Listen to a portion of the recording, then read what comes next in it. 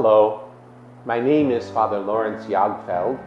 I am a Franciscan friar of the Sacred Heart Province, which is headquartered in St. Louis, Missouri. And I am also the administrator of CUSA, an apostolate of persons with chronic illness and/or disability. We have reached the 29th Sunday in Ordinary Time, and we continue to hear about the journey that Jesus is making to Jerusalem. As they were on their way, Jesus told his disciples a parable about the necessity for them to pray always without becoming weary. He said, "There was a judge in a certain town who neither feared God nor respected any human being. And a widow in that town used to come to him and say, 'Render a just decision for me against my adversary.' For a long time the judge was unwilling, but eventually he thought, 'While it is true that I neither fear God nor respect any human being, because this widow keeps bothering me, I shall deliver a just decision for her, lest she finally come and strike me.' The Lord said, 'Pay attention to what the dishonest judge says. Will not God then secure the rights of his chosen ones, who call out to him day and night? Will he be slow to answer them? I tell you, he will see to it that justice is done for them speedily. But when the Son of Man comes, will he find faith on earth?'" This particular parable is peculiar or particular to St. Luke. It doesn't appear in the other Gospels. And it is important for us to understand a little bit of the social background that informs us about this parable. Whenever a dispute arises in the Jewish community, it is decided by three judges. One of the judges is chosen by the plaintiff, the other judge is chosen by the defendant, and the third judge is supposedly a neutral person chosen from among the community. It goes without saying that usually the judge chosen by the plaintiff will rule in the favor of the plaintiff.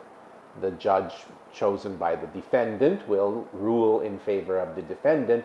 So it is oftentimes that third judge, the so-called non-partial judge, who is going to make the decision here. But we are told by Jesus that this judge is dishonest. He doesn't respect God, and he doesn't respect his fellow human beings. He is, in the words of the gospel, a man without honor. He is a man who is carrying around with him shame and disrespect. He decides to rule in favor of the widow because he's afraid that she's going to hit him.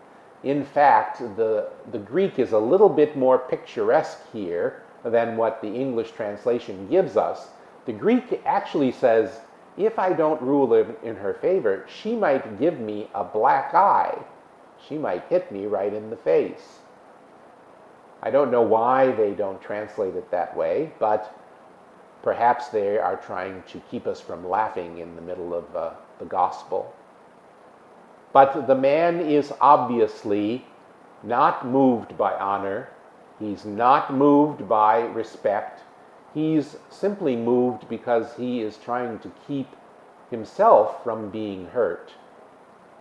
Now, Jesus uses this parable as a way to teach us to persist in our prayer, to not give up, just as this widow hasn't given up.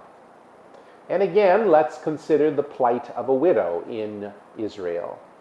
The word widow in Hebrew literally means one without a voice.